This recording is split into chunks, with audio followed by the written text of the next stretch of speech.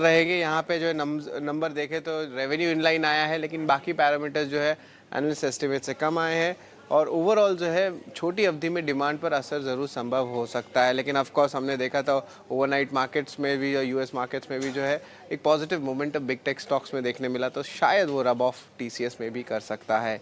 आनंद Rathi wealth, यहाँ पे जो है नतीजे की बात करें तो स्ट्रॉन्ग सेट ऑफ नंबर्स आए हैं। Q4 नंबर्स की पैट 30% बढ़ गई और FY26 का भी जो गाइडेंस है वो बहुत स्ट्रांग दिया गया है। लगभग 15 से लेकर 20% तक का ग्रोथ रेवेन्यू, पैट और एयूएम तीनों में ही बोला गया है। सन फार्मा की बात करें, जो इंजेक्शन हुई है लेक्सलवी वाली ड्रग को लेके वो अब लिफ्ट हो गई है।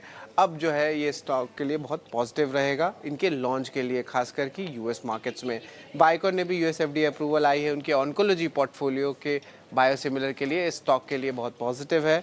वही हम बात करें दीपक नाइट्राइट की, तो कंपनी यहाँ पे एक फिनोल एसीटोन और आइसोप्रोपिल अल्कोहल का एक बड़ा प्लांट लगाएंगी। 3500 करोड़ का इक्विटी और डेट के जरिए जो है इसे फंड किया जाएगा। भारतीय हेक्साकॉम के लिए नेगेटिव न्यूज़ फ्लो है। यहाँ पे जो पैसिव इंफ्रा बिजनेस जो इनको बेचना था इंडस टावर को, वो ट्रांसफ़र अभी टाला गया है, तो स्टॉक के लिए सेंटिमेंटली नेगेटिव है। एनबीसीसी लगभग 1180 यूनिट्स की जो है बिकवाली की है रेसिडेंशियल, और कुल वैल्यू जो आता है लगभग 1504 करोड़ रुपए का आता है, स्टॉक के लिए सपोर्टिव है। वही टाटा स्टील की बात करें तो उनके जो नीदरलैंड्स आर्म है वहाँ पे कॉस्ट कटिंग प्रोसीडियर चल रहा है, जहाँ पे रिस्ट्रक्चरिंग करने के कारण जो है लगभग 1600 जॉब्स जाएंगे, लेकिन कॉम्पिटिटिवनेस और कॉस्टिंग वहाँ पे एक इम्प्रूवमेंट आएगा, तो टाटा स्टील के लिए भी सपोर्टिव है। आखिरी स्टॉक एचएल रहेगा, हमारा बिग बोल्ड ब्रोकरेज। यहाँ पे हम बात करें तो मोतीलाल ओसवाल ने बाय रेटिंग दी, इसका कवरेज शुरू किया, लक्ष्य रखा है 5100 रुपये प्रति शेयर का। और अब जो है लाइसेंस बिजनेस मॉडल की ओर जो है कंपनी जाने वाली है, तो उस पर एक बुलिश नज़रिया बनता है। जो आपका एचएल और इस एचएल पर हमारे टेक्निकल एक्सपर्ट फंडामेंटल एक्सपर्ट ने भी अपना पॉजिटिव नज़रिया जताया है। थैंक यू ये सारे के सारे शेयर्स नवरत्न की सूची में बताने के लिए। देखिए टीसीएस के साथ साथ आईटी सेक्टर तो आज फोकस में रहेगा ही, लेकिन फार्मास्यूटिकल इंडेक्स की अगर बात करें, ये रेसिप्रोकल टैरिफ का सिलसिला जब चला था उस समय फार्मा स्पेस था जो कि अच्छा एक्शन दिखा रहा था, क्योंकि फार्मा स्पेस अलग था। लेकिन उसके बाद जब ट्रंप एडमिनिस्ट्रेशन का ये बयान आया कि जी फार्मा इंडेक्स पर तो हम ऐसा टैरिफ लगाएंगे जो सोचा भी नहीं होगा, तब से फार्मा की सेहत खराब हुई है। अब सन फार्मा, बायोकॉन जैसे काउंटर्स में हम देख रहे हैं कि धीरे धीरे न्यूज़ फ्लोज आ रहे हैं। देखते हैं इस स्पेस में किस तरह के सेंटिमेंट्स डेवलप होते बाजार खुलने के साथ।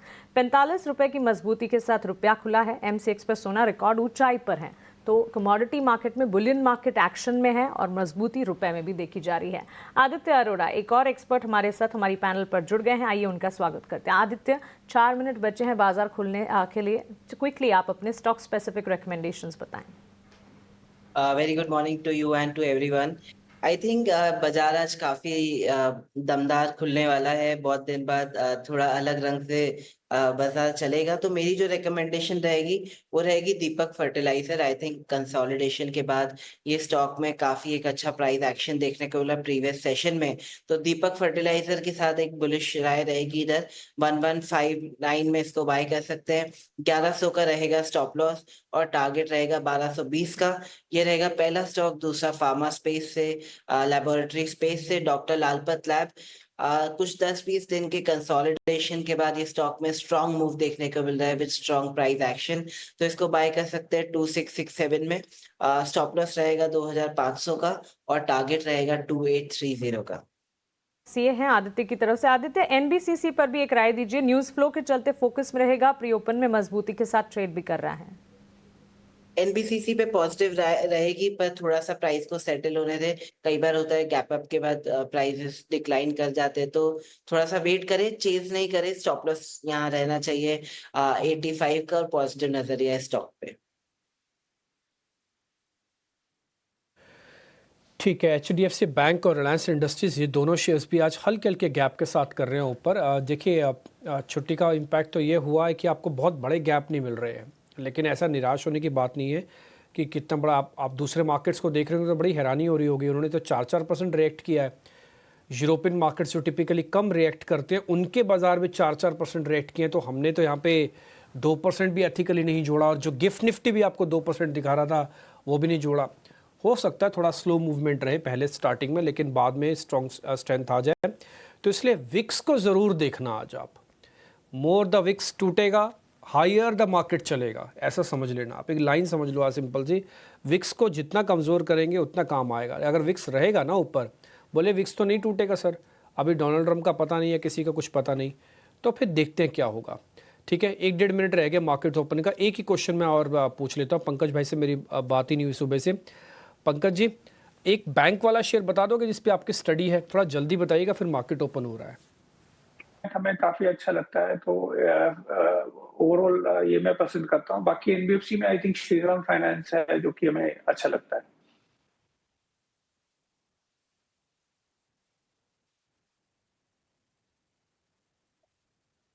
संकेत और इन संकेतों में सारे के सारे सेक्टर्स जो हैं वो काफ़ी अच्छा एक्शन दिखाने की पूरी तैयारी करते हुए, यहाँ पर हम देख रहे हैं steel sector, pharma, health care, diagnostic, laboratory, space, Tata Motors जैसे काउंटर्स, ये सारे के सारे स्टॉक्स हैं जो कि प्री ओपन में अच्छा खासा एक्शन दिखा रहे हैं।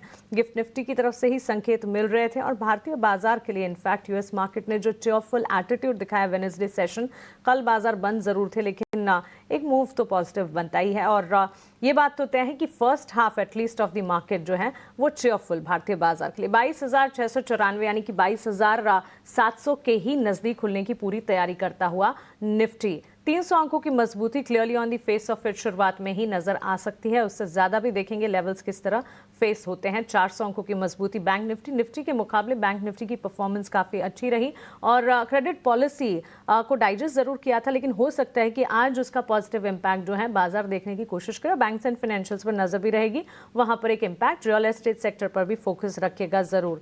टीसीएस नंबर्स आए, नंबर्स के ठीक बाद पूरा का पूरा IT sector and TCS in particular focus radar पर रहेगा।